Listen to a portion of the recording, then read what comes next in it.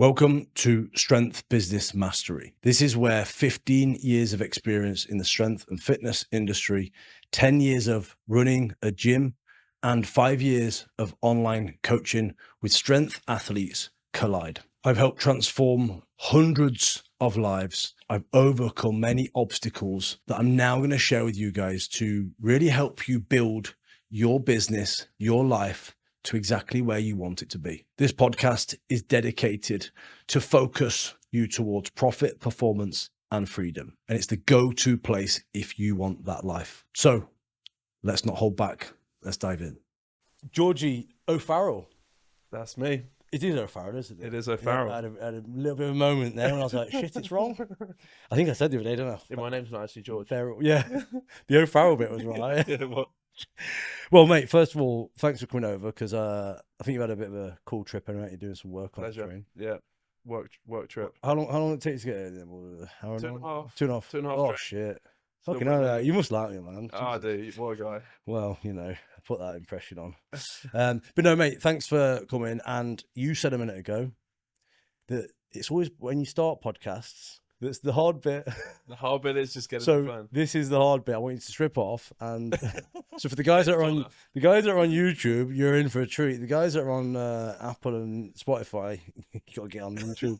But no, so mate, let's start off with something. I've got a little bit of framework today because I find myself just running off track with loads of different shit. But you know what I want to say today is, we got a great relationship and we do work together and stuff, and we've got on from the start. I feel like, and when you look at like how people get on, I love to then emphasize that, and we have quite a bullshit banter. Yeah, it's good. Do you know what I mean? So I think this episode would be really good to be called the No Bullshit Business and Strength Show. Like it. Do you like that? Yeah, Do you like definitely, that? Definitely. I think it sums up our relationship. Humors quite and well. yeah, and hopefully, like I said, put the lights off a minute ago, so we might get naked as well. But no, mate, I mean it when I say it. Thanks for coming, because we've been working together for a little bit now, and it's amazing to learn off you and to always reach out and push businesses in different directions, right? But there's always so much you can learn off each other. Absolutely. And that's today, if I'm honest, like the focus here is just I just want to talk about business stuff, struggles, wins, and anything that has brought us both to where we are right now. Yep.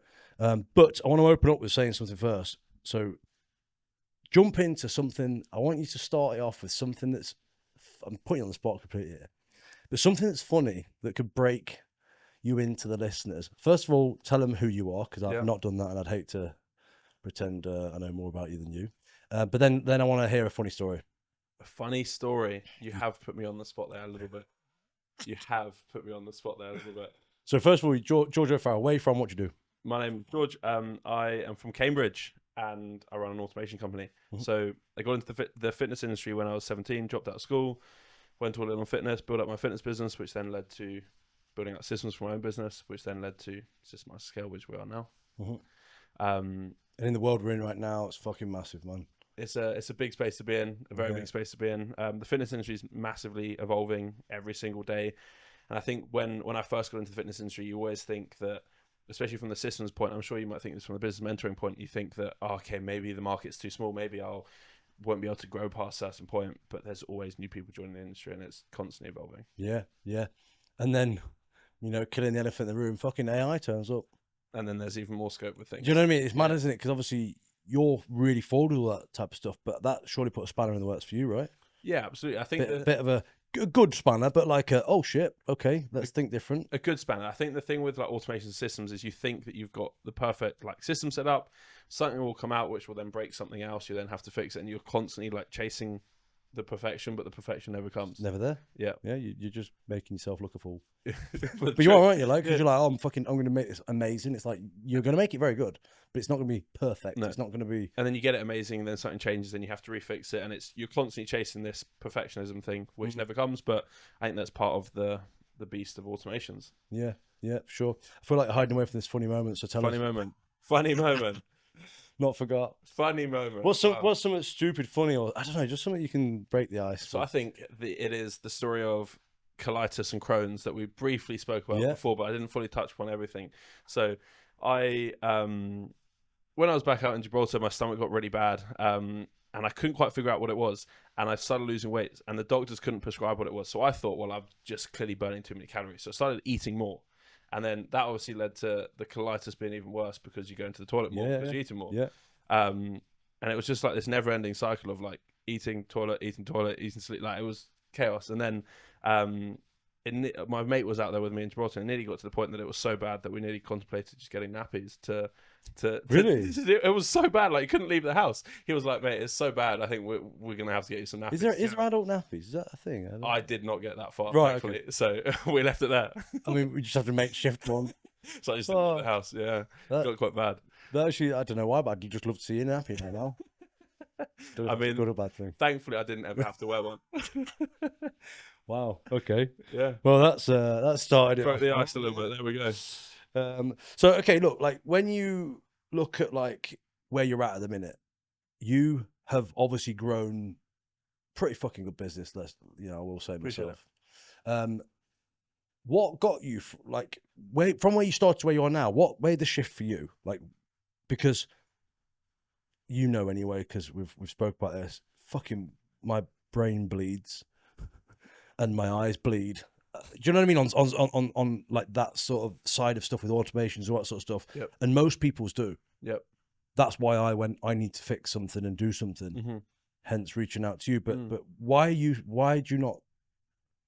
Do you know what I'm trying to say? Why are you different in that respect? Yeah. I know a lot of people are, but then what shifted you to go, shit, I need to do more of this? So the funny thing is, when I was fitness coaching, like I said, I left school at 17, dropped out of school, started fitness coaching in a pure gym, commercial gym. I had one client at the time who was like really tech savvy, and they said, "Look, George, you need to start using Zapier."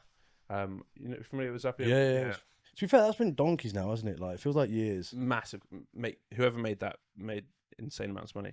Still does. And they said, you need to start using Zapier. So they were trying to teach me, and I remember at the time I did not understand a single thing of it. It gave me so much stress, like overwhelmed just looking at it.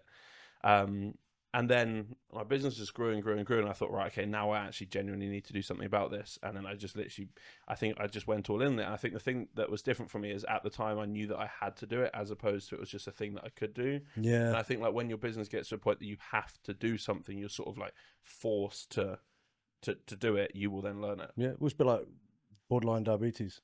Yeah, you have to. You're fucked, mate, if you carry on. Yeah, you have to change something, otherwise, yeah.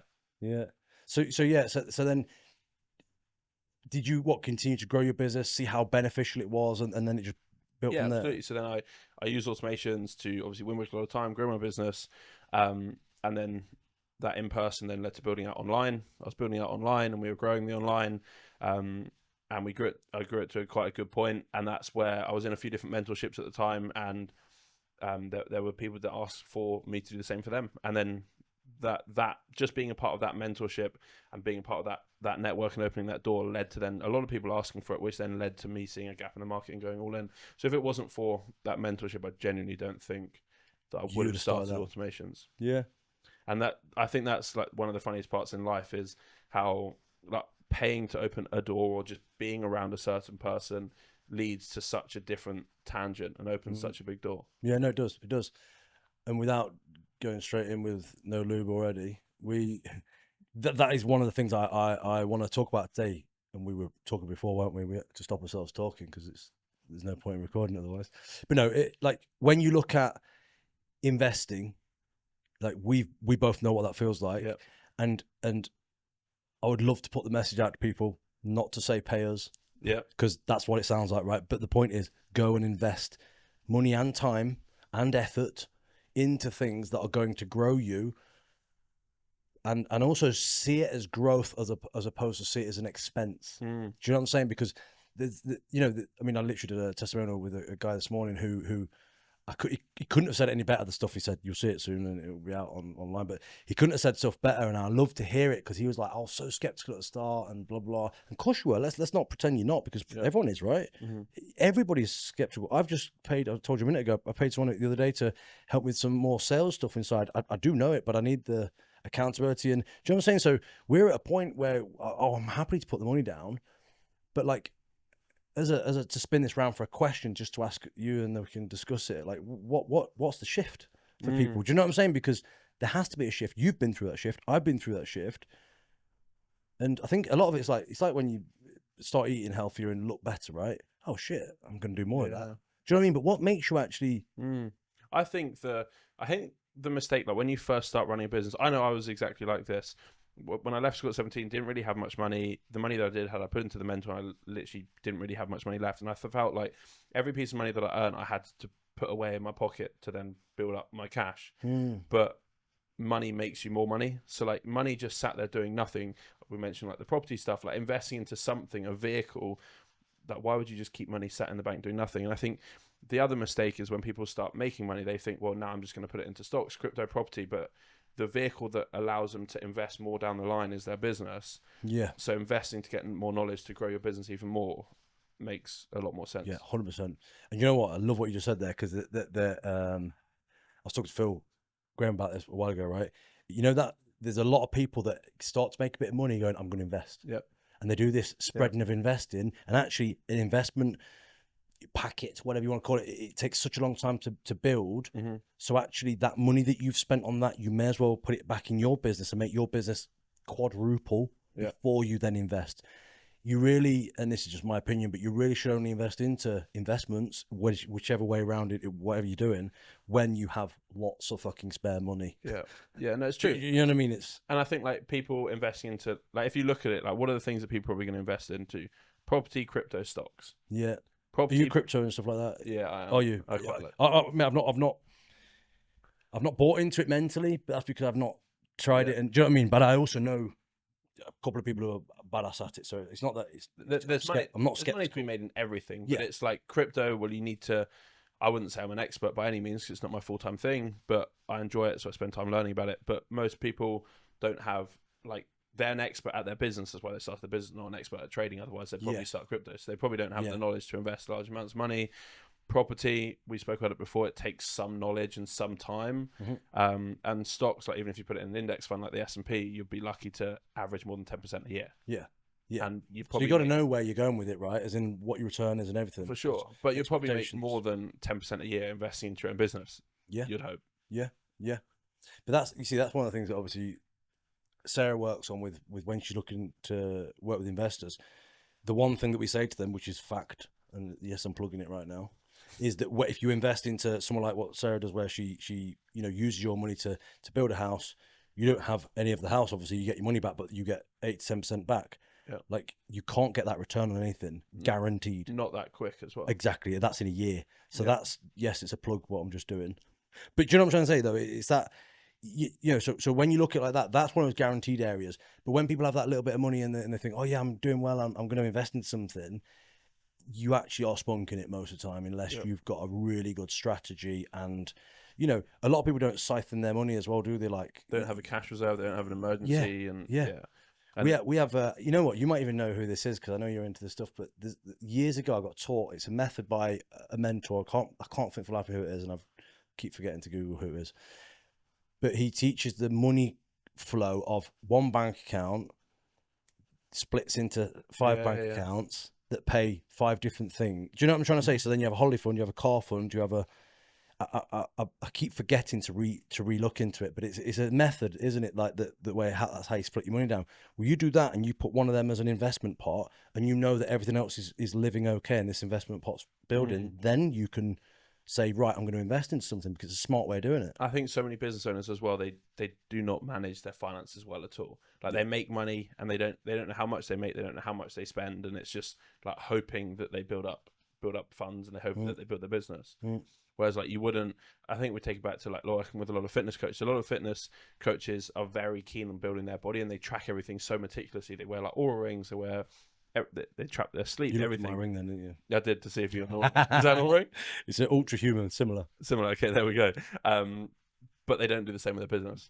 No, you're right. You're exactly right. It's something that we push a lot in what we do because, I mean, as well, I've come from this direction, so I'll say it as it is, but a lot of strength athletes aren't the smartest on business. Yeah. Right. And that just as a little disclaimer there, that's not that you're fucking stupid and dumb. That's not my point. But it's that whole, you focus so much on your body, your outcome, your performance and your recovery and everything that you just haven't got the fucking time to build your knowledge and skills on the other side. So that is one of my big areas that I work on with people.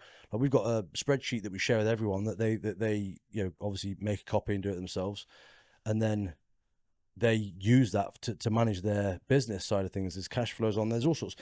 It's because they don't do it. Yeah. And when someone turns around and goes, and I say, what's your P&L? Have you got a P&L? And they're like, what's a P&L? Yeah, That's a great example to say you don't know, which is fine, but let's fucking get that shit under control. Yeah.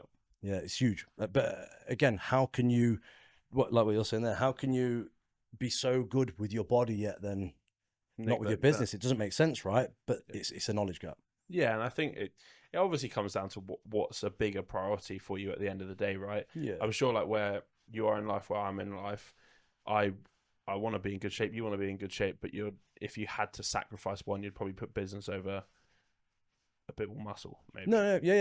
But which is for me now. I am. Do you know what I mean? It's like, you know my backstory anyway with it. But I'm 9 kg lighter than I was a year ago.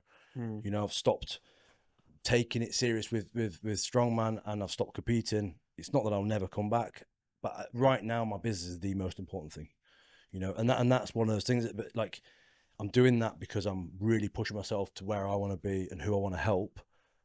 But when it comes to like the guys that I'm working with, the thing I always say to them is it's turning pro in your business as well, because a lot of them are pro in competing.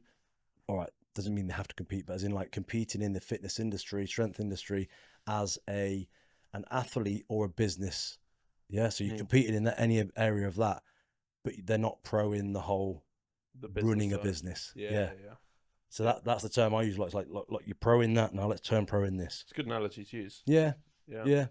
What are you still deadlifting now, though?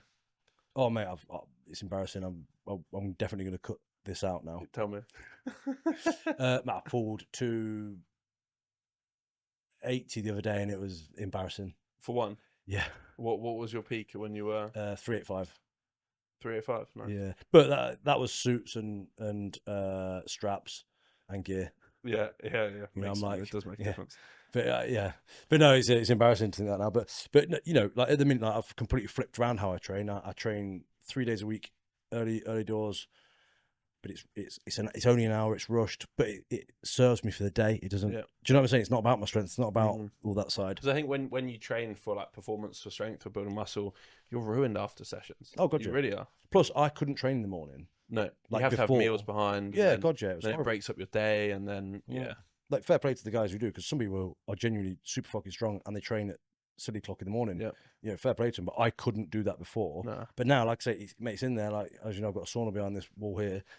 I'm in there twice a week in the morning, and I'm in the gym 3 times a week. That's my routine to start the day, you know. Yeah. And that's how I do it. But what's your training at the minute? Out of interest, where you at? So we were saying about the whole MMA BJJ.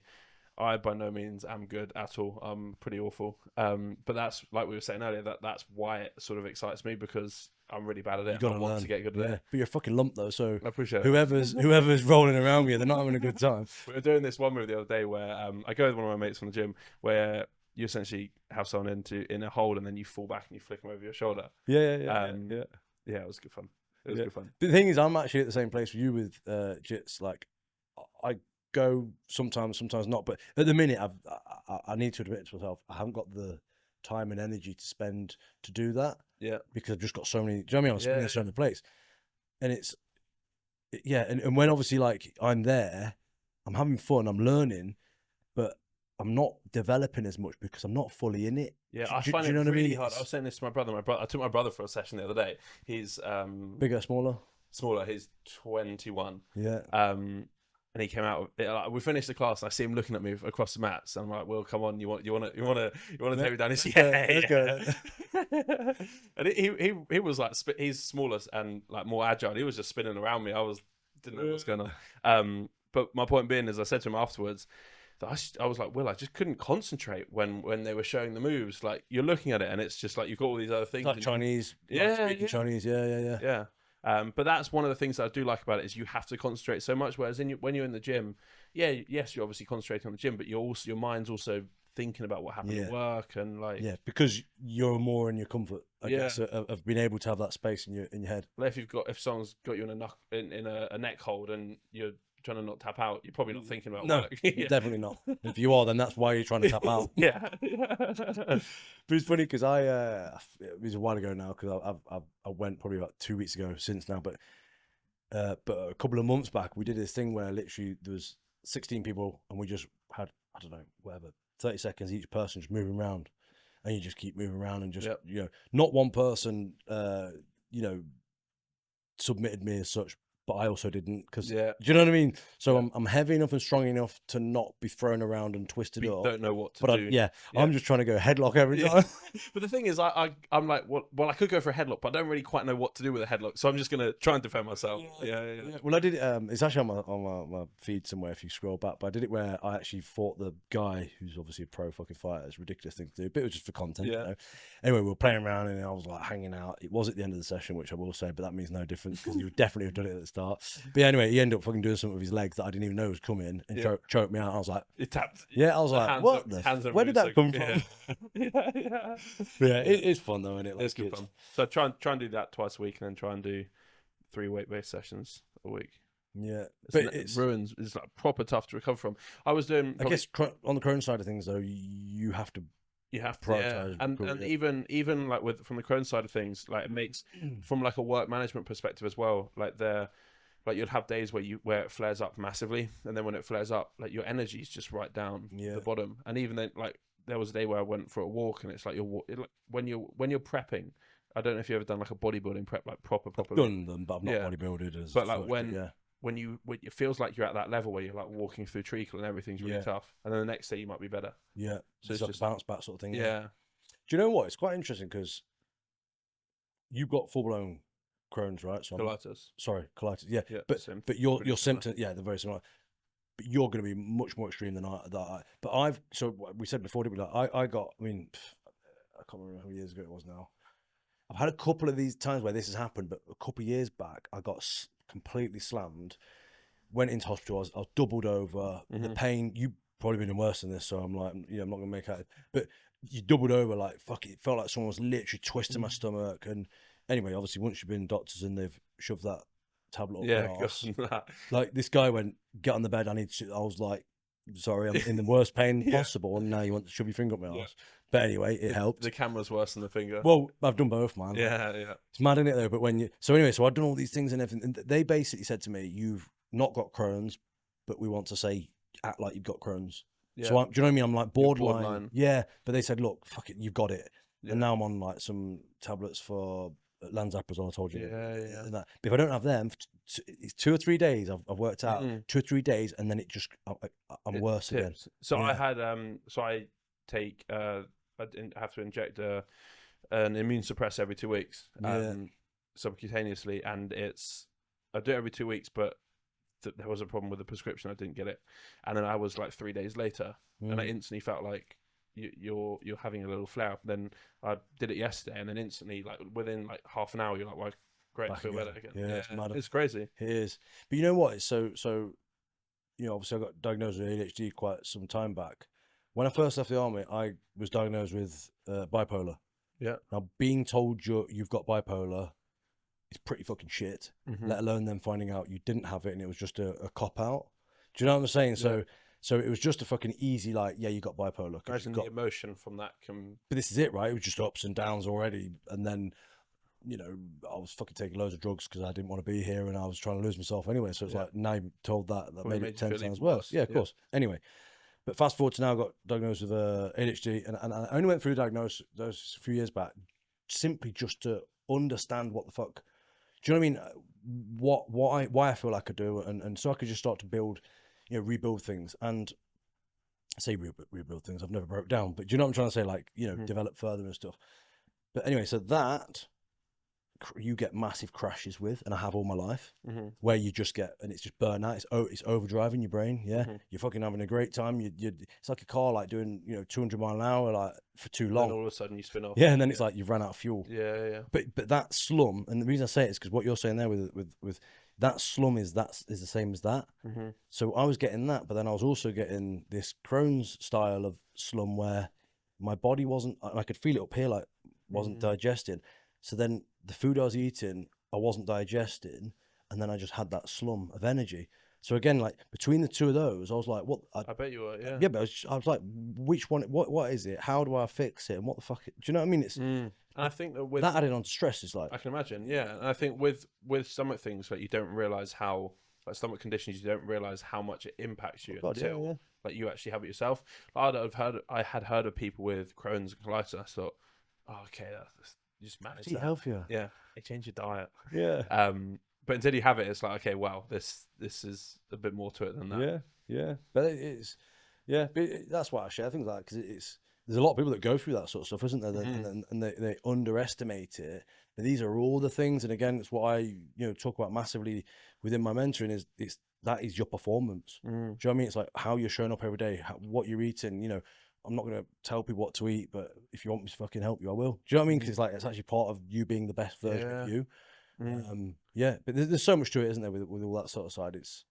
I don't know if you. It's interesting to see your thoughts on this. I don't know if you find that you're more productive with work now, that your styles changed from being as heavy strongman based, or did you feel like you were more productive back when you were pushing probably more food, more performance enhancers, training more? What do you feel makes you more productive now? Because I find that I'm probably more productive now that I'm not slamming loads of food, but then at the same time, like when you're so regimented with having to eat meals, That helps you then be ready. Yeah. Do you know what? It's a great question. I don't want to say it's not possible to answer, but I feel like it's very hard to, because back then when I was doing that thing, I wasn't as smart at the business. So it was a different picture as such. But secondly, my whole lifestyle was different. So for example, like now I'll either go gym or be in the sauna, yeah, and then I'll have a shower and then I'll eat my breakfast. After that, then I start my day. Yeah. Prior to that, I'd already done my check-ins or stuff before that. But when I start my day, then I will then not eat until 2, 3. Do you know what I'm saying? So fasting recently I've found has really helped me, because I was fasting without meaning to fast, but it's because I was so focused on work. Yep. Do you know what I'm saying? But to answer what you're saying there, back when I was competing and stuff, that wasn't possible because I'd have fucking felt like I was dying. Do you know what I mean? Because of the amount I was training, I needed food. And then the amount of food that you had to eat to keep training, it would be impossible. Correct. So it was like a discipline and a need. So actually now is so different. It's just, it's such a different way. But now I'm so much clearer on what I'm doing, how I'm doing it, and it's like I just won't eat till 2, 3 o'clock, because if I do, I've got to stop, I've got to cook it, I've got to. I mean, even if I prep it, you still got to go and stuff. Do you know what I mean? It's the break in like your flow. Yeah. I found that I got into a really bad routine where I'd wake up and I'd be like, well, I've got some work to do and I'm really driven, so I'm just going to crack straight on. Then you look up and it's like 4 p.m. and you're like, well, I actually haven't eaten yet today. How's that happened? Yeah. It's like, well, I've not actually eaten any food today. It's probably not the best thing. Yeah. But then what you find out, and I'm sure you did this then you have to be really disciplined to stop, to make sure you eat. Oh, yeah. But then you got to get the balance, haven't you? Because again, if you stop too early and eat too early, again, everyone's different, right? I'm sure there's someone fucking completely shaking their head right now thinking, no, mate, I'm okay to do. Yeah. But I'm also, boring story for you, a really slow eater. Sarah always takes piss at me because she's like, really? I thought the opposite. No, honestly, the thing is, I wouldn't eat if I didn't have to. Really? Yeah, honestly. But a lot of people think the other way with me, because it's like, oh, especially like what I used to do, but I used to force feed. Really? Yeah, but I wouldn't eat if I didn't have to. If I could not eat, man, I'd be fucking. I mean, to be fair, I probably would be the same. Yeah, I like eating if I'm hungry, but a lot of the time I'm not hungry. Especially if when you're like strongman bodybuilding, you're properly pushing food. You're always hungry, though, aren't you? Because for that reason. You are, but then I find I get to a point where I get so much. Yeah. I'm like, I just don't want to eat anymore. Yeah, no, but that's the point, isn't it? And it's just trying to then force feed and as much sauce as you can on the shit just to make it fucking like sugar intake through the roof. Yeah. Well, I'm eating all right. What's some? Let's get into some tasty stuff, right? So I've got some outlines here, but I think we're sort of like going off track anyway. But yeah, let's share some, like, I don't know, some strong opinions. Let's piss some people off. Okay. But no, let's share some strong opinions. Like, what are some things that you see people are? You don't have to mention names. No, but the people are just fucking up, and they're not taking things seriously, and do you know what I mean? Like, or maybe things that people think they're doing right and they're not, because these things are important, man. No, of course. I think the first thing is people are like when they start a business, I don't know why, but it seems like often it happens in the fitness industry, I think at least, where people don't approach their business like it's a business. They're just like, well, I'm just a fitness coach. They run their business account like a personal account. They coach clients just like they're going to train someone at the gym. They don't like fully run it like they are an actual business. They don't have the professionalism of being an actual business. No, I agree. Yeah. And a lot of the time, you know what, there's two parts to this, isn't there, right? So a lot of the time people are in that place because, and rightly so, and I was this person once, you're good enough to look at and people will follow you. Mm-hmm. And I'm not going to pretend, and that's why I went heavily into what coaching, what I do now, because I know specifically strength athletes, because I came from that, struggle with this sort of side of things. But I was like, I'm strong, I'm fit, I'm in good shape. I share and talk about all that stuff, and naturally that brought you leads. Yeah. So why would you then think you've got to market? Yeah. Do you know what I'm saying? So, Mm-hmm. but I did that, not. Well, it's like, especially when you're in strongman, I had sponsors and different stuff. So actually, it's like you do it for them as well. You do it for everyone else, and because you're running a business, like, okay, I'm doing it to inspire people. Mm-hmm. It just naturally brings leads. It's great. Yep. But then all of a sudden, they then lose that, I guess, respect of what actually business is, don't they? Because that's how it happens. It's like, well, someone said to me the other day, I said, what's your lead generation strategy and stuff? Well, word of mouth, my main way. I was like, that's not really. It's a strategy. I was like, really. so when's your next one coming in?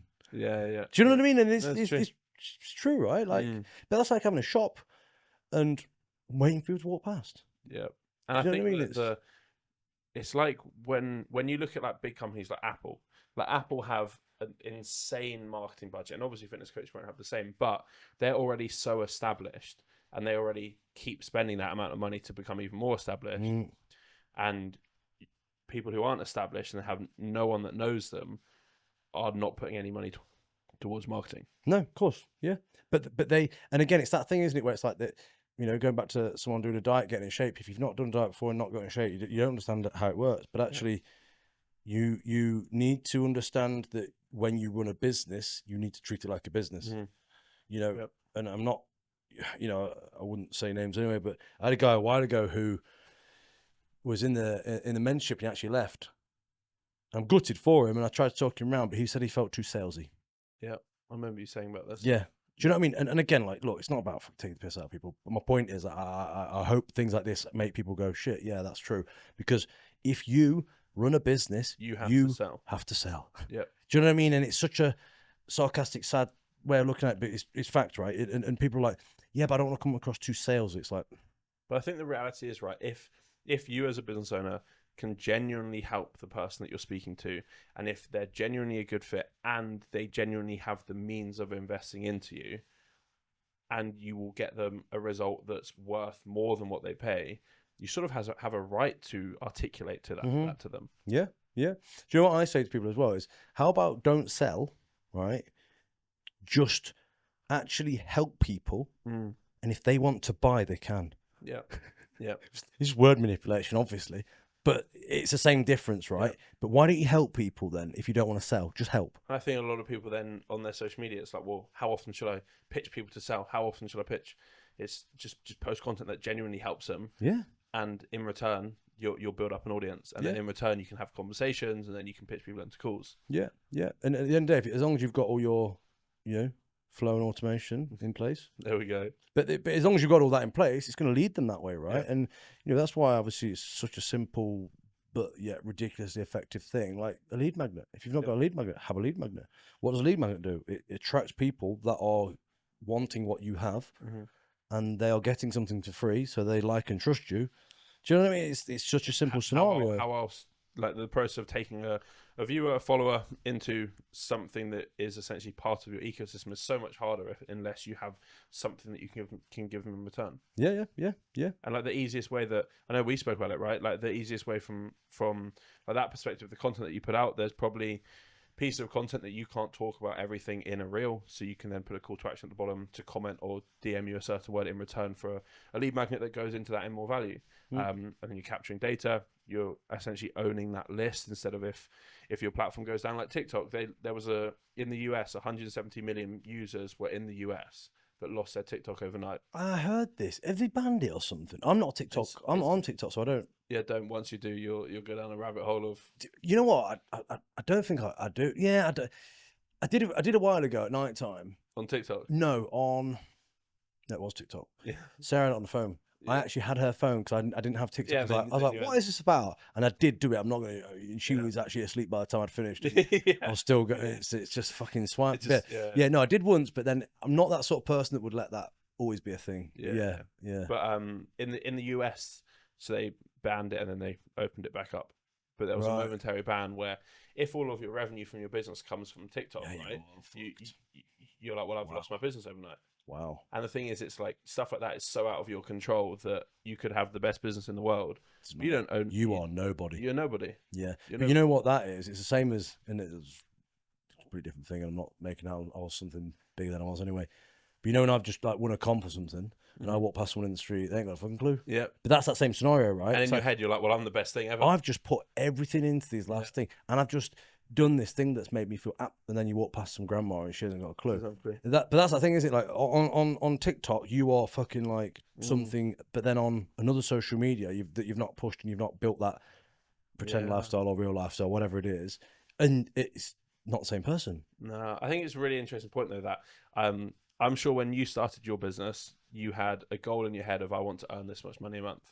Yeah. When you then got to that level, did you feel any different? No. Like, you're probably happy for however long, but a little bit of time. But your struggles are worse and different then. And then the needle just moves. Yeah. So like in my head, when I started my business at 17, it was like, well, I need to earn £10,000 a month. Well, you earn £10,000 a month, and it's like, well, cool.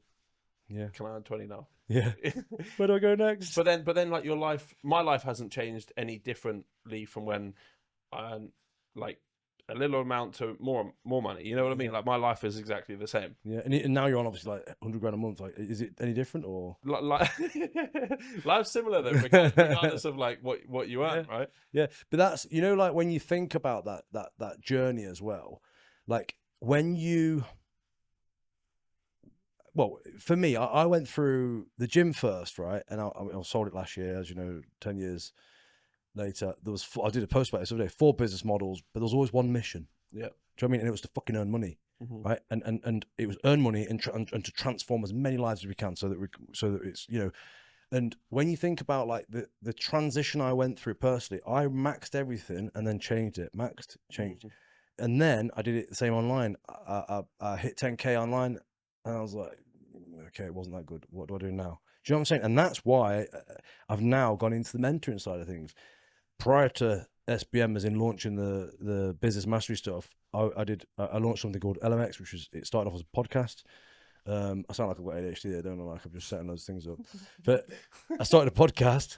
Went fucking absolutely ham on that, and the room looked amazing if you didn't see it before. But and then I turned that, because I had so many people, because it was about mindset. I had so many people talking and chatting and like telling their stories on Instagram. I was like, "Fuck, this is insane!" The amount of people that are opening up. So then I did a course, and we ran it for about 9 months, where it was 3 months, 90-day course each one, and yeah, we just did mindset coaching, and it was amazing. Yeah. But then I found that I was working with people that I didn't really want to work with, more victim mentality versus. Yeah. Do you know what I'm saying? It's fact. It's just, you know, but I haven't got the energy to be able to fix everyone. And that I then felt like I wasn't doing a good job. So then that's why I moved into this. But when you think of how everything is, you, like you say, you go to this is what I want. You get there and you go, no, it's not what I want. This is what I want. Do you know what I'm saying? And often, and I'll say this, you know, very open and honest, like often you then go, I'm a fucking failure. Yeah. And I'm not going to pretend I didn't think that every time, because I did. And then when I was starting SBM, I'm excited because it's a new thing. And again, I will openly say, because I'm very open about this sort of stuff, I'm in fear of me falling out of love with it. But then what I've done now is I've transitioned that thought to go, hold on, it's not the money. Yes, that's a driver, but it's not money. Me and Sarah spoke about this a while ago. I'm not driven by money. I like nice things. Do you know what I'm saying? Yeah. But I don't like the money. It's a funny one. But then the flip side is, I'm now aligning myself with my success criteria. Mm-hmm. Do you know what I'm saying? So what, rather than, saying it's one thing or whatever, what is your, and this is, I'll ask you this now, it'd be a great thing to think about. But what's 5 things, or 3 things if you can't think of 5, that you class as your success criteria areas? Like, yeah, no, I'm with you. Some very soft ones, like mine are like for my kids to always want to hang around with me. Yeah, I like that. But things like that, and I just thought I'd start before you answer, because a lot of people go money, house, this, that, and the other. Let's think about this for a minute, right? I don't want my kids to ever go, I'm not hanging around with him because he's a dork. Yeah. It's true. Do you know what I'm saying? Yeah. So I think the reality is, so like one point before that, the reality is running a business, everyone thinks that it's going to be like sunshine and rainbows all the time. But the majority of the time is, especially as your business grows, you then just end up with dealing with bigger problems. And then you end up with dealing with big problems, but you just have to constantly be relentless because you're moving your business forwards. Yeah. Out of those things that I'd say, I think the main thing for me, I would never have said this at the start, and I never would have thought I'd say this. The biggest thing for me is a clear mind. Like at this point in time, because I just think like when you're running a business, your mind gets so busy, you get stressed, you get overwhelmed. Like I hate. We've all been there. We've had a really busy mind. I don't like the way that makes me feel. Yes. Tell me why though. What? How do you feel, and what's not nice about it? This can turn into a therapy session now. Yeah, that's good. I like this. Have I turned it off? No, I haven't. I don't know. Do you know what I'm asking though? Yeah. Because I get the same thing, but I don't think it'll be the same feeling. So I like being really busy, and I like having a lot going on. And I like feeling like I'm progressing. But the difference is like if my mind is busy, full of like problems that are like just like constant problems, same problems, I don't like that. And this might sound really stupid. I've never actually thought about this like this, so it's interesting. When I was like 15, I used to really struggle. I was anorexic. Really? I was 50 kilos. Like I really, really used to struggle. And back, didn't diagnose anorexic, or like not diagnosed, but like you're there. Yeah. And the way that my head was back then is like all I could think about was food or not eating food, and like going to the gym, training, like all of that stuff. Yeah. And like when I find like when there's lots of problems going on, I'm very much like if there's a problem, I have to figure it out, and I can't do anything else but figure that out. And I find like my mind goes to the same place, obviously not with food and stuff, but with like work, where it's like everything else around me could be crumbling down, but it's like it doesn't really matter. Like that's the focus, focus, which is good because you solve things in business and you progress, but at the same time, like it lets things around you potentially deteriorate. Yeah, no, it's something that I think most entrepreneurs will go through at some point, and that's probably through the fact of this is my baby, this needs to do so well, isn't it? But what do you think now is the difference that you have to not have that mind? Do you know what I mean? What have you done? How do you feel now? As in to get over, like that. The anorexic type. No, sorry, no, yes, yeah. So that's obviously a trauma thing that you carried on with you. But how have you got a clear mind now then? So I think it comes with, I feel like in business, when you go through more problems, you go through more issues, you deal with more bottlenecks. With technology, there's obviously, in software, there's issues sometimes. I think it's realizing that it's like having a stack of, Alex Hormozy said this a lot, having a stack of undeniable proof so big that like, I can't remember his exact words, but like proving to yourself that you've solved it before, and you know that you've had issues before, you proved it to yourself, you can fix it. But then also, like when you look back, any problem that you had at the time was the biggest problem in the whole entire world. But a day later, 2 days later, you probably don't even remember it. Yeah. So it's sort of like thinking about it and being like, well, realistically, am I going to remember this problem in a year's time? Yeah. Probably not. So it can't really be that big. Yeah. No, I get it. Yeah. A very, I can't remember who told me this now. But a very simple thing that someone once said to me was stupidly simple. It's embarrassing. Like, so like, what's your problem? Yeah. You say the problem. Okay, cool. What's your problem? What's on the other side? Yeah. Do you know that thought of like, so I've got no money, whatever. Do you know what I mean? Whatever the problem is. Okay, what's on the other side? I've got loads of money, and basically the opposite to that. Cool. Okay, right. So now stop focusing on that. I know it's hard sometimes, but it's facts. You need to focus on that. Right. Okay. Now what do you need to put in place for this to go to here? Yeah. And again, it's so fucking simple. It's unbelievable. However, it's so often people need to do in that situation, isn't it? Mm. And I'm not saying I don't have it now, because I had a meltdown last week. I think I told you about it. But you know, when you go through those things, you obsess on that problem, don't you? But you have to, at some point, draw a line in the sand and be like, okay, cool. How do I do the opposite to that? And what do I need to put in place to start them steps? And I think that, like, when you think about it deeply, whatever problem that you have, why is it a problem? Well, it's probably a problem because in your head you've thought, like you said, the outcome is going to be this. It's going to stop you having this outcome. So, like, for example, a client's angry, they're going to leave. Well, what would that do to you? The client would leave, so you'd lose money. Well, if you lose money, what happens? Well, maybe I can't provide for my family. And then, like, you build up this story in your head, which everything's such a big problem, when in reality, you've had clients leave before. It's a part of business. Are you going to end up with nothing? No, you're not. And there is 2 more clients out there that you could go and get that would double the income that you have. Or less workload and less stress. Yeah. So I think, like, to answer your question as well, like, the reason why I like having a clear mind as well is I find when my mind gets really busy, I then, like, you're not always present in conversation. I don't know if you find this. No, 100%. Really busy with your kids, your family, everyone's talking at you, and you're like, yeah. But you couldn't remember what they said. No, yeah. It's quite, especially because I've got kids. Obviously, I appreciate you haven't, but when you have kids, it actually hurts you more as well. Yeah. Because there's times where, you know, I'd do anything for them both, like, and they just want to develop, learn, and everything else. And there is times that, you know, that we both, me and Sarah, because, you know, we all go through these things where we're just not in the room, and all they want is your attention. Yeah. Do you know what I mean? And it's really hard, man. Because, like, yeah. Being present in the room is tough, isn't it? When you've got something in your head, but again, it's when you look at how your day's structured and everything else, you are in control of that. It's like here, like, we're in this office, my house is through there. Like, do you know, like, you can just say at that door handle, it stops.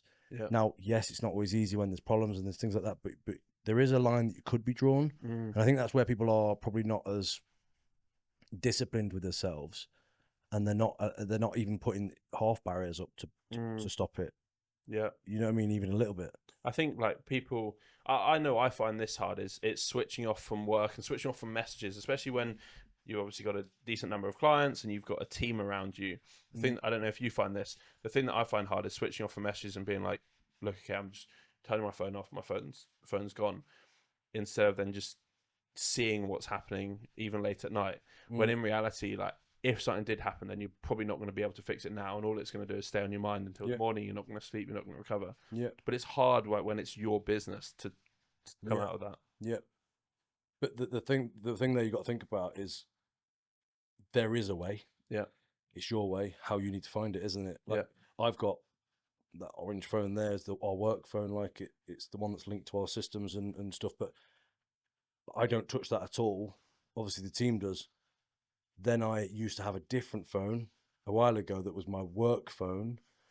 And I mean, I've done this probably 5 times over the 15 years where I've gone personal phone for everyone. And then I've gone, no, work and personal.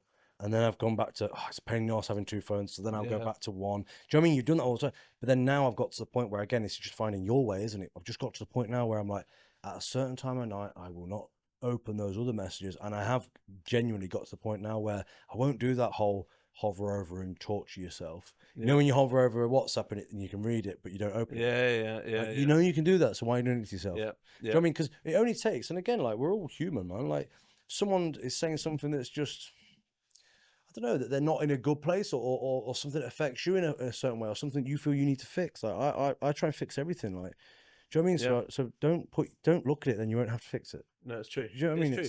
And it's like, later at night, you've worked all day, you had a productive day, then you spend some time with your partner, your children, whoever, and, like, you're having that conversation. You see a message pop up, you holding it, and then they're talking to you, and you're just sort of ignoring it. They could have told you that someone's dying, and and you're like, going, good, I'm glad. Okay, good, yeah. My mum's just died. Good, I'm glad. Yeah. I'm happy for her. So you listen to me? Yeah, bro. That's great. Yeah, that's great. You know, she's walked off. That's a bit off. Why are you annoyed at me? But, you know, have you got an Apple Watch? No, I don't. No, or any of them. So I've not got one now, but, like, it's one of the things I bought, right? So when I was personal training, I can see my message session. Yeah, that's fucking wrong. Yeah, well, You're why would being you paid by someone to? Yeah, do you know what I mean? Yeah. That's disrespectful. Secondly, I don't need to hear whether that's good or bad news, whatever. It's Yeah. not being present. So then I stopped it happening, and then I switched it back on. Later on, obviously down the line, when I thought, oh yeah, it's just easier than get my phone out of my pocket. Yeah. But up to now, I've got a fucking Apple Watch that I don't even use as an Apple Watch, that the function that they made, because actually it just causes you anxiety and stress. Because again, if you're on it's just like that exact same thing, is that you could be in a conversation with someone and bing, Yeah, and then you're gone. that's it then. Yeah. Do you know what I mean? We're already like that. You don't need to. It's funny how you say that, because I think everyone goes through those phases. I went through a phase where I was like, right, I had 2 work phones, and then I have 1 phone, and then I'll turn notifications off on my work number, so I just check it when I want to check it, so I'm in control. And then it's like, well, now I'm getting anxiety checking because I don't know what's the other side of that button. So let me turn notifications back on. But then I turn it back on, I never switch off. And it's just this. I'm still, in honesty, I'm still yet to find the perfect solution. I think it makes sense to turn notifications off, but it's having that anxiety going into that. Oh no, I'm with you on that, because then you open and you've got 75 messages, And then it's and then you're like, how much time have I got to do this? Yeah. What the best thing I've found to do is in the morning I'll have a half an hour message block. Midday I'll have a half an hour message block, and then at the night I've recently started doing it because obviously we've got the new launch coming up and stuff with the webinar. So then I'll have a little half an hour where I'm chatting to a few people and stuff like that. So then it's like, but because they're sectioned, I feel like I can relax until then. Yeah. But again, some people are not like that. I get that. Yeah. I'm trialing a new approach where I keep notifications on, but I turn the sound off. Yeah. So I'm sort of in control and Yeah. I can see what's going on. Yeah. Don't know if it will work, but we'll see. I definitely heard your phone earlier though. That was a personal number. Not the drug phone. No. That's I've got 3 phones now, man. It's like shit. Cool. But when we look at, like, obviously we've got one on here for like personal failures, business, and yeah, what's something that you've been through that's let's say taught you a lot in personal and business? Let's talk about any of them. So business wise, what's taught me a lot, I think the thing with business is, I'm sure you're the same. You probably get into business because you're extremely driven. You get into business because you're extremely driven, which means you then want to grow your business as quick as possible. So you have a lot of ideas. I find I do, and I try and implement them all like very quickly. And then because I implement them quickly, I implement them too quick sometimes, that it just causes too many problems. There's too many moving parts. There's too many things to go wrong. Well, I just explained what I do. Well, I'm the same. I'm the same. Like, we did it last year where with our platform, we launched an affiliate program and a white label program, and then kept delivering our service to clients. So we kept delivering service to clients. The affiliate program worked fine because clients referred us more clients, and we just did payouts at the end of the month.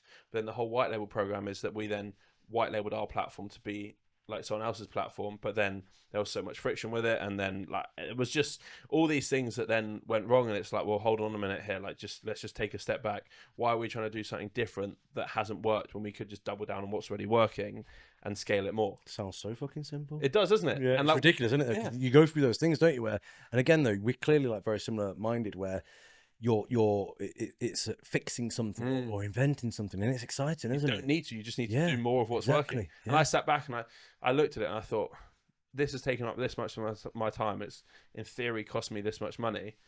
What am I doing? Yeah. What am I doing? It's actually a massive kick in the balls, isn't it? Because I've just spent a lot of time, energy, money, probably staff, money. Yeah. And I'm like, just do more of what's working. Yeah. Like we got the majority of our leads from there. So let's just hire another person so we can do more of that. Yeah. Yeah. It's just. Yeah. I did a video the other day about this, because brainstormed a load of different things to throw out there for content. And it was about, like how many people are looking at, say, like I spoke to someone the other week, a couple of months back, and I can't remember how many it was, but he had about 7 or 8 price points. But there's so many people that try and think, and I get where their mind is. They're going lots of options so that nobody says no. Yeah. Yeah. But so many options, it creates overwhelm. Everyone says no. Exactly. Yeah. And also it weakens you as a business and as a person, because it's like, what are you actually good at? And although these things, I remember this guy, and again, I wouldn't ever say any names, but Tony, this last Tony Smith. But no, he had like, it was online coaching. Yeah. And he had 1 session a week, 2 sessions a week, 3 sessions a week, 4. of different packages. I'm like, whoa, Yeah. you're selling fucking. This is online coaching as well. So that's if that was in personal training, I still don't agree with it, but you can understand. But this is online coaching. I was like, wow. Yeah, it's just It's mad. But actually, like people forget that you need to sell the result, not the bits inside as such. And but again, like it's just confusion, isn't it? Because it's just like there's too much to choose from, and then it's like, okay, I'm okay, thanks. I'll look somewhere else. And the thing is, it's like when you look at like the majority of businesses, my business, your business, like you want to create as little friction as possible to get someone through to the point of making a sale. Like it, so why are you adding so many different price points? Like if I got on a sales call with you, we got to the end of the pitch and I was like, right, so you could pay this, you could pay that, you could pay that, or that. Which one do you want to choose? Yeah. Like, can I think about it? yeah. No shit. Yeah. Yeah. Rightly so. You should be thinking. Or if it was like, right, this is the option. It costs this much. We'll get this outcome. Yeah. We're going ahead. Simple format is find out the problem, find out the solution, one price point to fix the solution. Done. Yeah. You know, but yeah. But again, I get why people are in that place, right? Because they're in fear. And let's be honest, let's fix this Joe, this person we've just made up here. Go and upskill yourself on sales. Go and upskill yourself on your marketing stuff. Because if you get all these right prior to getting them onto the moment of truth and going, fuck. Do you know what I mean? Like, now I've got to try and ask for some money. Because everyone fears that part at points, right? And then it's like, if you do all that right before, then you don't need the 10 different price points. You just go, cool. So that's your problem. This is the result. This is how much it costs. And the thing is, people ultimately are paying for the outcome, right? Like if I said to you that we're going to get you to this result, but we're going to do all these little things to get you there, or if I said we're going to get this result and this is what we're going to do, you wouldn't care what we're doing essentially as long as we got the result. Yeah. Am I going to get there? Yeah. Yeah. So you're essentially paying for the outcome. And if you're giving so many different options to get the same outcome, it's just so much friction. Yeah. I mean, the only one I could think that I'd go against that was if I was doing a diet plan with you and you told me to eat vegan. I mean, if I told you to get in better shape, you probably would. But that's probably the point where it's you're like, get these vegan burgers. You know what gets me when they say, what is it? Is it like vegan beef burgers? There's something like vegan hot dogs, vegan sausage, vegan sausage. Burger, is it? But that's my point. It's like, but is that right, or have I thrown beef in there? But it's a word anyway. It's a vegan burger. It's so stupid though. But whatever it is, it makes it not that thing, and it's like, yeah, vegan chicken. I don't know. There's something, isn't there? And it's like, but then it's not contradicting because it's like, yeah. It's like saying a whale that can fly. Like, okay. Madness. But yeah, so when you look at like your struggles and stuff, like what would you say are some of the things you could teach other people? Throwing random bits out here now, but like so the one that we just said, to sort of conclude that one, if you're going to start a business, you want as little moving parts as possible, and you want to try and have one of everything. So literally one sales process, one offer, one delivery process, and just scale that. Like the businesses that scale the quickest are the simplest because there's less moving parts. So if I was to go back, it would be just simplify my business way more. Like you don't need loads of everything. You just need one of everything done incredibly well. And if it works, just double down on it. Yeah. The other one would be, like, I think like when so my family was very supportive of it when I dropped out of school, when I was 17. But I think a lot of people think that they have to go to like university, they have to do all of this. Did you go to university? No, this is what I mean. Like, I don't think you don't have to do the normal route. And just because someone else has done an outcome, it doesn't mean that it's going to work for you. Yeah, no, I agree. I was quite the opposite. It's funny because you know when people grow up and they have that expectation and I need to do this because, like, you know, there's some people that have, I don't know, like say like the dad is an accountant, the next thing the son then becomes a doctor, the daughter becomes, you know, it's all in that same section of professional sort of like, and then it's like they feel pressure to do that. I was actually the complete opposite. Not that my mum and dad were accountants and doctors anyway or anything like that, but I never got drawn into thinking I should do. Yeah.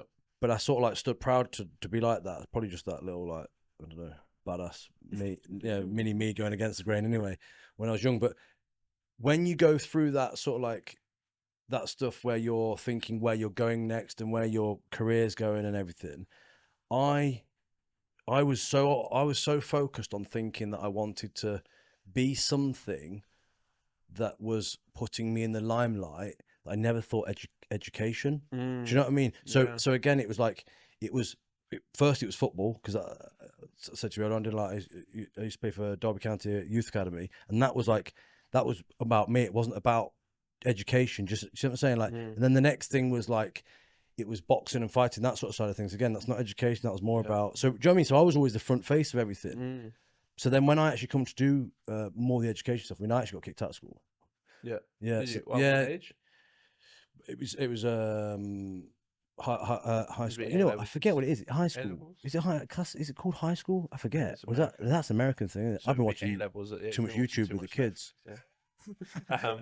The trash can. But anyway, it's the But in the last year, I couldn't do my A levels, like exams and stuff, because I got kicked out, and then I got offered to do them again at home, and I just said no. Of course, I just said no. Yeah. So I didn't do A-levels either. Right, got you. Yeah. But then when I went in the army, I had to then resit them. Oh well, okay. Yeah. So funny story for you and for everyone else. I obviously shave your head first day when you get in the army, and you get your army ID card after with a shaved head, so everyone just looks the same. Nice. Which was a great thing for me, because I failed. So I had to retake my exams in the army, and I failed the exam.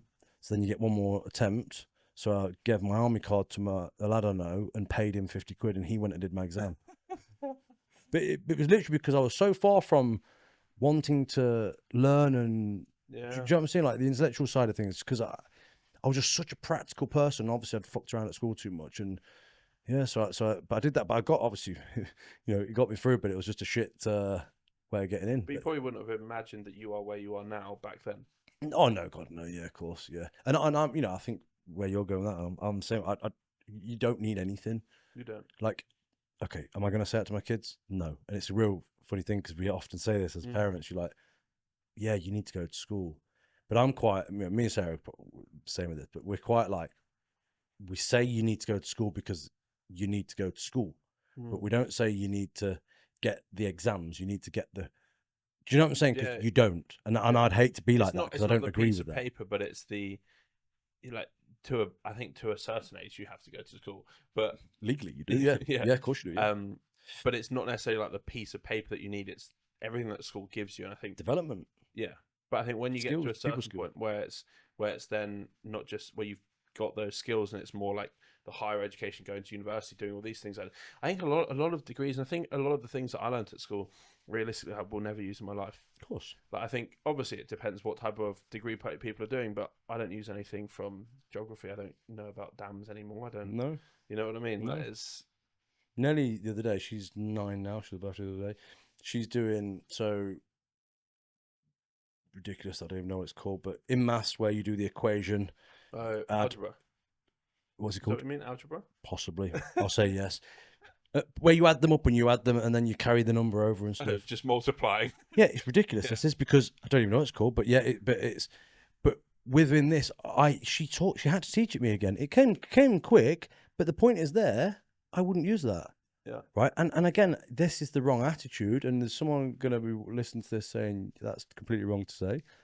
But we've got calculators, so we don't do that. So then why would we then learn that to then still not do that? Do you know what I'm saying? Yeah. Now, don't get me wrong. Right. Yes, the brain cells are diminishing because of that. But then challenge yourself in other things. Do you know what I'm saying? I agree. Like to be fair, the maths exam that I did, we had calculators. Yeah, there is one though, isn't there, where you then learn that? Because but that's the point where I think there's a lot of things that you learn that you don't necessarily need. Whereas in reality, if you actually learn how to market a business, if you learn how to manage finances, if you learn how to invest properly, I think there would be a big difference between where a lot of people are and where like the average would probably increase, right? Yeah, of course. Yeah. Yeah, but when you obviously, especially when you got kids and stuff, you're trying to filter through the stuff, aren't you? Like there's certain shit you got to do, and then there's certain shit that's like, this is real life. And despite what you want to say, like you're limited to a degree. Yeah. Well, it's like the other week when we told our lad to punch someone. Did you? Well, yeah, he's in foundation, and then they kept punching him, so I said punch him back. Did he? Yeah. What? No, he didn't punch him back. No, yeah, but it's it's an old British rule. Like if someone keeps hitting you, you know what I mean, and then they won't hit you again. I mean, I don't want to say, you don't want to say it, but it does. There's some record on that. Yeah. So is there anything you want to, we've gone well off this. I pretended that I was sticking to this or not. But is there anything you want to like, sort of like, you know, bring up, go through or anything like that? Because there's a lot of opinions and thoughts and stuff in there, how business runs and how marketing is and things like that. Is there anything you could share with things that you can help people with instantly that are listening to this now, you know, or anything that you want to direct people towards? I think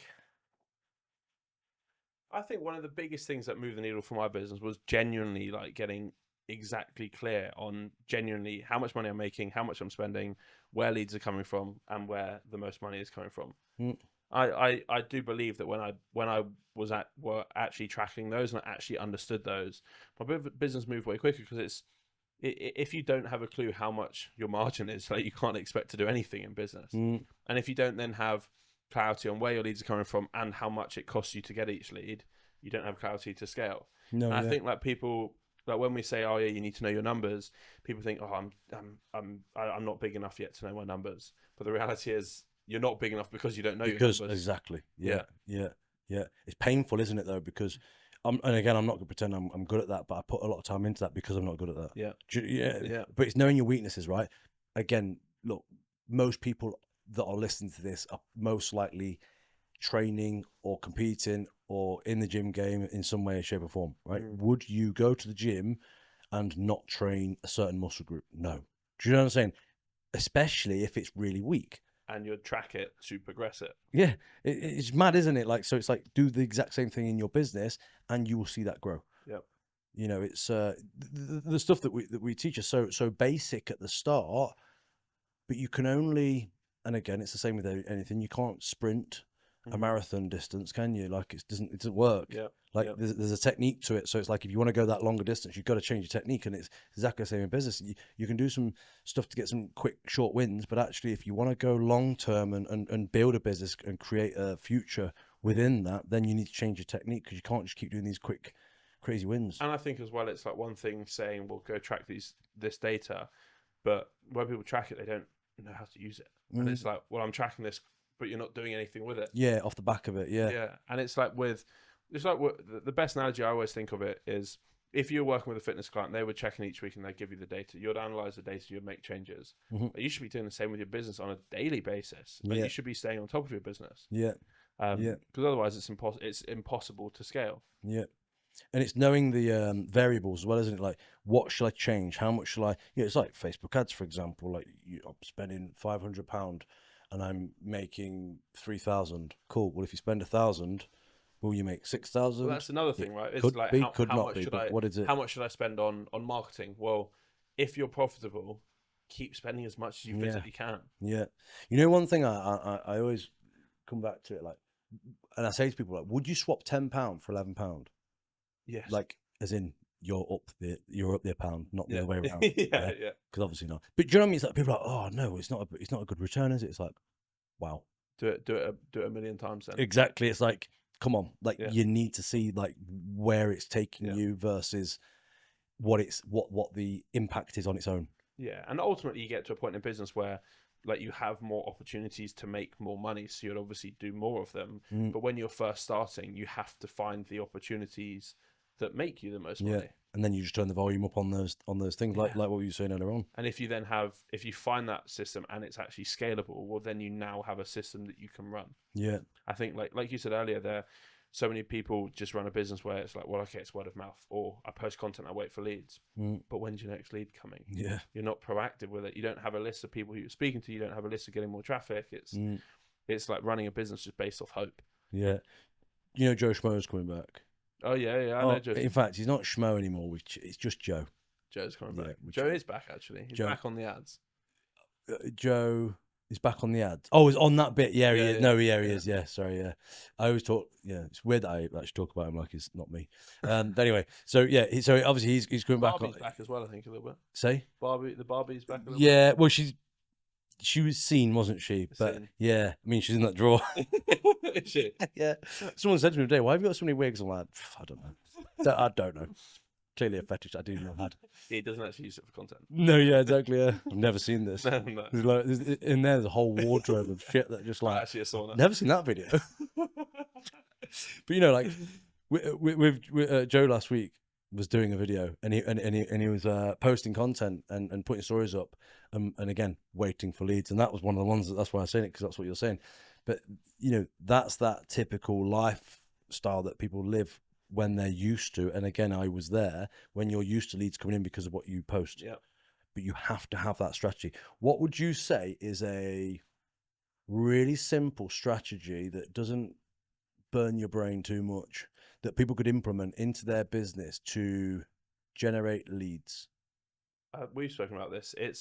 I know there's tons, but just to throw. I think like the one that we've spoken about as well is what people posting content. You build up an organic audience, but no one does anything with it. They have an audience, and they're like, well, I've got an audience, great, but no one's buying. Well, yeah, because you need to speak to people. People buy based off understanding someone and feeling like you actually genuinely care and you can help them. So people who like your content, reach out to them and actually have a conversation with them, but be genuine with it. Don't just sound like some robot trying to sell something. Help, don't sell. Yeah. Like a really simple one is someone's engaged with your content, reach out and say, hey, thanks so much for engaging with my content. What was the biggest takeaway that you had from it? Would you like to see more content like this, or is there another topic that you'd like me to film? That you can actually have a conversation.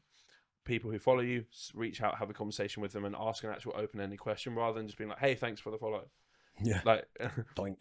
like have a conversation, like ask them something that they can easily reply with. And it comes back to the thing as well that we said before, is like everything needs to be really simple and frictionless. So if you have an open-ended conversation, ask a question, they can reply. Yeah. And then this or that's on your story. So putting up things in your story, we mentioned it with your webinar, right? Like putting up a series of stories, starting off being like personal life related, the engagement will be higher, where people vote on a poll, and then towards the end ask something more specific to your offer, and you can reach out and speak to people off the back of that. Yeah. Because I think so many people have an audience of buyers potentially waiting, and I think people say, well, I've only got 500 followers, 1,000 followers, 2,000 followers. If you're in a room with 2,000 followers who are potential buyers, that's a lot of people. Yeah, it's massive. But that's that.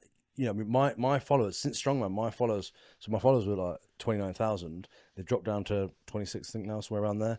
I shit myself when I realised people were dropping off, but it's because I changed what I did. Yeah, which is they're actually never going to buy from you anyway. No, which is great, because at the start I was like, fuck. Yeah. But then you get your head around it, and you're like, actually, I understand it. But the idea is 26,000 are not buying off me anyway. Yeah. I've just built that over time because obviously of what I've done, but. Again, that's going into what you're saying there. Like, you just need 500,000 that are fucking really hot. Yeah. You'll still grow organically anyway. But the point is, like, make them really, know that you understand them and you know where they are, and post content for them that's going to help them keep developing, and give shit for free, and they will eventually go, you know what, this is what you give free, so how much? And even like 50 or 100 followers. Yeah. Like if a lot of people had 50 or 100 clients paying them a good amount, they wouldn't have to worry about money much more. Yeah. Like for much longer. Yeah. It's powerful. Yeah. What's I know we spoke on it briefly earlier. What's the biggest thing that you think caused you to get to the position you are now with business? So we spoke about it earlier, where going from like football, army, business, like strongman, business, OnlyFans, the hub. Obviously didn't make it, did I? Shouldn't have said that, because it clearly didn't make it. What do you think's the biggest thing that caused that trajectory? What's your question? As in, like, what caused growth for me? Yeah. Like, chuck my iPad over there now, because I'm clearly getting interviewed myself. No, yeah, but for me, again, going back to like that story I said earlier on, where I'm very extreme, right? So I extreme everything, and I'm reaching the top, as you think, but it's never there, right? So you reach this top. When I shifted to thinking more along the lines of what my success criteria are, as opposed to what money I want in the bank. Yeah. I'm a very obsessive person. I always will be, and I guess I don't really want to stop that. I just need to manage. You just have to have something to obsess about. Yeah. That's healthy. Exactly. And I say this all the time. If I didn't have done Strongman when I did, I would have definitely took loads of drugs and probably been into crime. I don't know. But but I was just, when I first I filmed, I was very angry, hot-headed, and do you know what I mean? So the point is, I needed something to focus on that obsessed me. So, but looking at the swoops of obsession that I've had, like, I always have to extreme the thing that I do, but the shift that I had which I hold myself to all the time because I know it's the best place for me to be, again, is focusing on the result of how I feel from the actions I'm doing versus the money I'm making and the house I've got and the car I've got. Do you know what I'm saying? I I've got a nice house, I've got a nice car.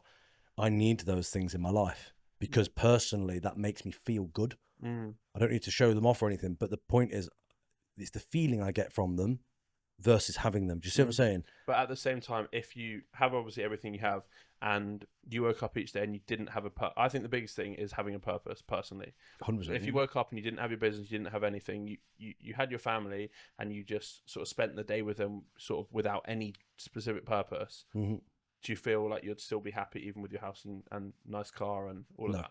No. Yeah. Because it's that but it's getting this into place for me, like where you go, what are your drivers? As in, like, what sparks you? What is your, like you say, your purpose? What's the thing that makes you go, yes, I'm going to nail this today? You know, like one of the things that I just love at the minute, and I've had it a couple of times with a few guys I was talking to this morning, is where they just tell me that they've overcome something. Do you know what I mean? That is a massive thing because that's an outcome. That's an outcome of something, of one of my drivers that I work towards, as in helping those guys. And when you have those in place, and that's your sort of like, they're the things that keep you going. That feels like your purpose is secure, isn't it? Because it's like, that is my purpose.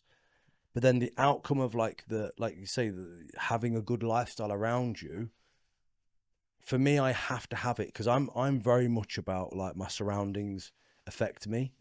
So I think I remember you saying that before actually. But that's like this office, like, you know, when I built this, I went all in on it because it's just like, it just makes me feel good. Yep. You know, Sarah keeps moaning because I keep buying things for the office and not the house. Not the house, yeah.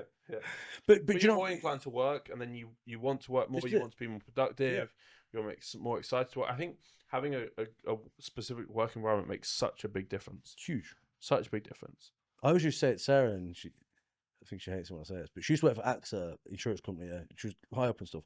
She used to sit there on the sofa, on the laptop in her pajamas. Yeah, talking to the biggest people in AXA on email, and I was like, "Fuck!" I'd jump out the window. Yeah. Do you know what I mean? Yeah. I told you I don't know about when I put a suit on and go to, a few How times. long ago was that you did? Oh, it's ages ago now, but I did it, you know, just for people listening. It sounds like it's a secret now, but no, I used to put a suit on, or not a full suit, not tie and everything, but like, you know, blazer and a shirt and stuff, and then get on the train at Loughborough and go to St Pancras, but all I'd do is work on my laptop. But I did it physically for the feeling of I'm a professional at work, but I got loads of work done, so I kept doing it. But then I realized, shit, I'm spending a lot of money here. Yeah, because I was only driving there. I wasn't driving there. I was on the train there, getting off, having some food, and then coming back. Yeah. But again, the reason I'm saying that is because that's that whole, like, that's clearly what I feed off, is my surroundings and my environment. So that's why it's really important for me to do that. But again, that's why it's that whole thing about, and you know, I battled this for years, that I thought I was materialistic, and it really hurt me thinking I'm not materialistic, and I've grew up in a council house and I had nothing, so it's like, why am I materialistic? But then it's like, I'm not, I just feel good in good things. Yeah. Do you know what I'm saying? And I think that's really important to understand that. It's like this year I wouldn't say it's my dream car, but it's my current dream car, if you want to put it like that. But I feel fucking great driving it, and it's not about look how big my dick is. It's about I feel good doing it, and I feel like I'm successful for driving it. Do you know what I'm saying? I think there's such a fine line between, like, I'm making money from my business. I want to keep investing it back into my business, but I think there's a fine line between also investing some into you, because I know that when your work environment's nice, when you have some nice things, I'm not saying buy things for the sake of it, but you have some nice things, you're way more inclined to work more.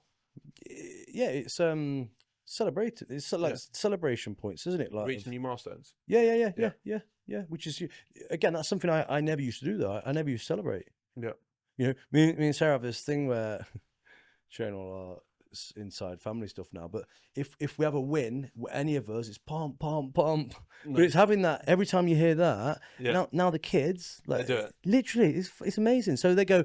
Nelly says, and I think Leo does actually, but they say we're the pump family. They don't even know why we're doing it, but if we do you know what I'm saying? It's nice having stuff like that, and you all celebrate it together. And exactly. It's just a but the amount of times people don't celebrate their wins, it's like, just have a statement thing that. And it doesn't need to be going out and spending loads of money. It needs No, to be yeah. something that Yeah, just recognizes it. yeah, because I know I'm one for it as well. I'm sure you are. Like you when you're working, you're just working. You reach the milestone. You're like, cool. What's Next. Yeah, yeah. Yeah, but if you're not careful though, you'll just grind your balls down, man. Yeah. Like it's, yeah, yeah. It's tough. I've been there for sure. Where it's like all you do is work, and it's like, well, cool, I'm making money, but it's not enough. I need more. And like it feels like that's your only reason. Yeah, You know what I mean? When actually there's more to it. Isn't There's more to life. But that's why I love, and anyone listening now, do this. Write down your success criterias. You know, write down what you think are the things that you see or deem to be successful. You know, because like I say, my kids, they don't think I'm a dork. You know, it's something that I don't want them to think I'm not walking with him because he's you know what I mean. He's an old man. He's not cool anymore. I always want them to think he's a cool guy, so I'll hang around with him. You know, me and Sarah say it all the time, but I want the kids to, you know, when they're a bit older, like we go on holiday and, you know, and they bring their friends and we have drinks and, you know what I mean, like have that nice. Like yeah. I don't want to be like, oh, I'm not going on holiday with them. You're just like another friend, like yeah. But yeah, and you know, but other success criteria of me is like to have 10K in the bank all the time. Like, do you know what I'm saying? Like it's one of those things where I go, I want to have, it's basically rainy day money, right? So it's like I want to have a few months worth of I can literally not do anything and be okay. Yeah. So that's one of my, it's not how much money am I earning, it's what's in the bank. Do you see what I'm saying? So then it's balancing those things, isn't it? To know that it's not like, oh, I need to earn 10K per month or 20K, whatever. Do you know what I mean? Wherever you are to say that's successful. Because what about the months you don't? Then you're not successful. But actually, if you go like on the basis of what I was saying there, like I've always got 10K in the bank. If I drop below it, I go, oh shit, I need to do something to get. Do you know what I mean? And it's nice to then have that thing because that's more of a controllable thing. I think as well, like basing all your goals off having a monetary metric. So I don't think it's necessarily the way to go. Like if your only goal is to make this much money, have this much money, because like when you get there, like you won't necessarily feel happy. And if money isn't happiness, though, money's is it? not happiness. Yeah. I think when you start business, I know when I started business, 17-year-old with no money, really, like my whole thing was, well, I need to get money, and that's gonna make me feel different. But you get there, and it's like, well, okay, cool, but I feel nothing. Yeah, you know what I mean. And it's actually a real shit thing, isn't it? Yeah, it's like, now what do I do? And then if you've been so focused on that, I know I was, then you look up and it's like, well, that was great, but you've got nothing around me. It's like, well, what am I doing here? Yeah, and that's unfortunately why people go into real bad places. You know, and especially if you don't realize it's happening, that's even worse because it's like you're hunting down something that you genuinely don't need or want. You're just fabricating it, thinking that's where success lies. I think, like when I first started my business, I thought that money. When people said money doesn't buy happiness, I always thought, nah, that's nonsense. How can you be unhappy with money? Yeah, you can be unhappy with money. I know some people that are, you know, and I don't mean this disrespectfully, but like wanting to kill themselves quite often in the fact of like they're going through that stage of they're just manic depressed and they've got more money than anything. You know, I've literally got a mate who's I've speak to quite often that is in a place where he's not physically said that, but he's like, just don't know I don't know why I'm here. Like, yeah, it's sad. I'm sure, like we everyone goes through phases where they're happy and sad, right? And like when you have money, you still have problems. Your problems potentially are even bigger because there's more things going on. Like it's all relative. Your problems don't go away just because it's money. You need other success metrics. Yeah, I agree. Just money. And I think that sits over at the top of all that for me is the expectation. Yeah. Do you know what I mean? Like if you're expecting to think something or feel something different and you don't get there, then you're like, shit, I need to go further then. And that's that slippery slope, isn't it? It's like, but it's a bit like, you know, taking drugs. You know, back when I first left film, I took a lot of drugs. Yeah. And you had to take recreational more. type. Yeah. Well, it's just because I just wanted to be high and just wanted to be in a different place in my head. You know, but the more you take, the more you have to take. And actually then that's where it becomes slippery, right? I didn't, you know, fortunately I didn't go any crazy. Well, there was one time I was on a bank in Loughborough. Yeah. And the police and the helicopter and everything came thinking I was robbing the bank when actually I was just really high. Really? Yeah. Like you were out the front of it? No, I was on top of it. You're on the roof? Yeah. But obviously because I'm on top of a bank, fucking they're like, yeah. Mate, I was in probably similar close to these. I was like, just bring me around town. But obviously I got. Up there, I was just fucking like off my head. Yeah. I wasn't doing anything bad. I was just like, Yeah. right, I think I'm Spider-Man. But you know what? It's funny because like obviously but trying to build trust with people and thinking like he's a fucking lunatic. When actually it's like it's real life and it's built you to who you are now. Yeah. I like to share stuff that are actually real because you are real for the reasons you've done your life, right? There's some, yeah, I don't know. I won't go into reflection, but there's some right situations where you go, fucking hell, what was I doing then? Or why was I doing that? Or I think we all have situations like that, but at the time, like it feels like the right thing to be doing. yeah. Otherwise, you wouldn't be doing it. Yeah, I remember being up a crane one night. Really? Yeah, so there was a crane in Lough Britannia. I was literally right at the top as far. I'm not going to go halfway. Do you know what I mean? And Yeah, I was, why would you go? but I'm scared of heights. One, I kept going, and obviously the You police just said, climbed up the whole thing. yeah, but the police obviously came. They were quite casual. It wasn't like we're coming to arrest you. It's like one, get the fuck down, Yeah. and two, like, are you trying to kill yourself or Yeah. something? I was like, no. No, just having fun. They ended up dropping off at home. But you know, shit like that. Yeah, but you know, shit like that. It's just like that buzz, isn't it? It's like. Yeah. But yeah, it's like not long ago when I did. I think you know that I did the stand-up comedy. Like, do you know, like I did that, signed up to it, and then thought, "Fuck," Yeah. and then all of a sudden, like, just somehow got myself ready, did it, absolutely loved it, and then did another one not long ago because Nice. it's that buzz, isn't it? You know that whole Yeah. like pressure, putting yourself under pressure to be like, Yeah. it's Everyone needs some aspect of challenge. pressure. Yeah. Yeah. My older brother. So my older brother's 26, and he was in the whole corporate ladder. He left in December. He was like, enough's enough. I'm going to leave, take some time out, travel Asia, start my own business. And he was like, but I want to do loads of stuff that just scare the hell out of me before. So he was like, the night before he booked a stand-up comedy, and he's never. Oh, so he's done it. Yeah. Yeah. He was like, I'm just going to book one, and I'm going to have to figure it out. And he's films it all for his YouTube. And he loved it. You'll have to send it. I'll send it. Is yeah. it good? It was actually quite good. Yeah. And then he did it, and he was like, you know what, I love that. I'm gonna do it again. It's such a good buzz. It's Yeah. mad. It's mad. Do you know what as well? Like making people laugh is fucking amazing. Yeah. Like It makes you feel amazing. yeah. Mm. Like, it's mad because obviously the first time I did it, I mean, the first one I did was 147 people there, and it's obviously when you think about it, it's like pretty ridiculous. But then the second one I did was obviously it was only like a little small one, but then the guy's like, "Is this your second?" Like, this was my second time. I was like, "It's not your second time." I was like, "Yeah," but I was like, "But just as a character, I'm not saying I'm amazing at stand up, but as a character, I feed off that. So actually, like, it's just a, and obviously Yeah. your brother's the same, right? It's something that's He does like a lot of guitar and singing as well. He just loves it's, entertaining and Yeah. it's good. That's good. I think but I think there's a big thing with that and business as well, as it's like when clients are happy, you're also happy as well. Yes. I find that massively. Yeah. If you have problems, you have stuff going wrong, which is normal. Like, there's always going to be problems in course. business, but but it just plays on your mind. Whereas when people are happy, it's like, cool, okay, now it reinforces that you're doing something right. Yeah. It's managing your emotions at those points, isn't it? That's one of the hardest things with business. We were literally talking about this the other day, right? I had two clients that recently they weren't getting the results that they wanted to get through the effort they were putting in. Yeah. Is the best way to look at it. And do you go work harder? No, you go work smarter, but then you have to change things. But what I had to do is actually change quite a lot for them because I personally wanted to make sure that they are getting what they want, but I actually had to do it for them. And you don't plan to mentor people, but do it for them, because then it's like, hold on a minute, that's a hell of a lot more money if we were charging for that. Secondly, it's taking my energy and my time when you should be running it yourself because you run your own business. But actually, I just did it because it was the fix for the moment. But they're the moments, aren't they, where you think, fuck, everything's collapsing and stuff. When actually it's like, no, it's just a rocky period. Let's just take a step back and look at, this is just one like minute part in the whole grand scheme of things. Yeah.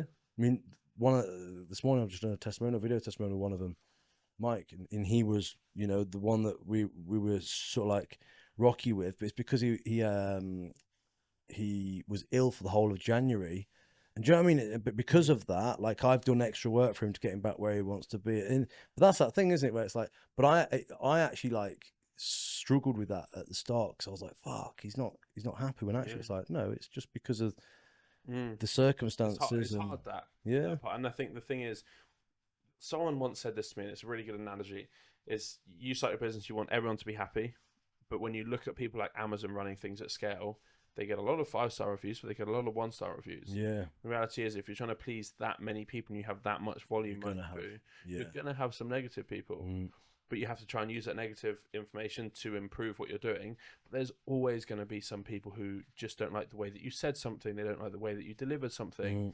And yeah, you can obviously take some lessons from it, but there's always going to be like something backlash. negative. Yeah.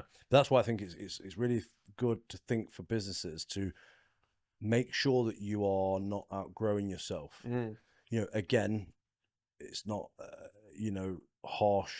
It's not too harsh to say this, but a lot of mentorships, there's too many people in it. They're not getting the attention they need. And that's something that I will not do that. Do you know what I'm saying? Like, keep it tight, keep it unique, keep it different, and stand out where you are there for them when they're needed, as opposed to when they need you, you're like, shit, I haven't got any time, or I haven't got the capacity. Yeah. I think a lot of people, from a mentorship perspective, they just go in a big group, and then it's just sort of like group coaching, nothing one-on-one. It's like, obviously we do one-on-ones, and it's the long days sometimes. But it is. That's I think the true difference, in my opinion, between coaching and mentoring. Coaching is just sort of like you give someone material and you can coach them through in a group format, whereas mentoring is actually like, right, you're struggling with this is a solution. It's more hands-on, in my opinion. No, I agree. Yeah, I agree. And there's a big difference in there between, you know, the full shebang agency side, and then the left alone too much mentoring side, where it's like trying to sit in the middle somewhere, and actually you're going to get a real good result. I think the thing with like the agency model is the agency model works really well, but then at the same time there needs to be a fine line between done for you and done with you, so that you learn at the same time. It's like having a personal trainer for your whole life. And they just turn up and do the reps you're told. It's like, and you never like understand or learn. Personal trainer ends up going online, and you end up going fat. Now what do I do? Now what do I do? Just keep doing the same thing I was doing. I don't know. I don't know what I'm doing. Mad. Right, I think we're going to wrap up. What do you want to leave the listeners with? And obviously also direct them to yourself in your OnlyFans if you want. OnlyFans, nice. We'll link that. I've never been on it, so I don't know why I talk about it so much. I've been on it. I've just gone bright red. I clearly have. So the biggest thing to leave with is, I think that the piece of information that I would have liked back when I was younger, and still now, is like, whatever you're going through right now doesn't necessarily dictate what you will be going through in a couple of years' time. And I think that if you're going through a hard time, it doesn't mean that it's always going to be hard. Like, if you stick at it and you actually take a step back, it's probably not the biggest problem in the world, and you probably won't remember it in a year or two's time. Do you know what I want to add to that? And I can't help but wanting to. Go for it. But also, if you're having a good time, it could also, do you know what I'm saying? Like, don't misuse it. Don't think that that's going to fucking happen forever. It's true. I had to add that in. No, it's good. That's that thing, isn't it? Where it's like, you're right, and I love what you're saying. But then actually, it's like, also don't take it for granted. Everything has a flip side. Like, things can be running really well, but don't just. And that's where you need to automate shit and get your systems in place. Message me, Master Scale, Instagram, sorted. We're there. But George, mate, it's been an absolute beast. I think we've gone. I don't even know what time it is because I can't see from here. But yeah, we've gone. It's been a good one. Yeah, deep. We'll go and get a steak now. Steak and blowjob. So we'll figure out who's doing which. But mate, thanks a lot. Where can people find you real quickly? Instagram, George O'Farrell. That's where you can find me. Love it. Awesome. Hope you all enjoyed it. Keep it real. See you soon.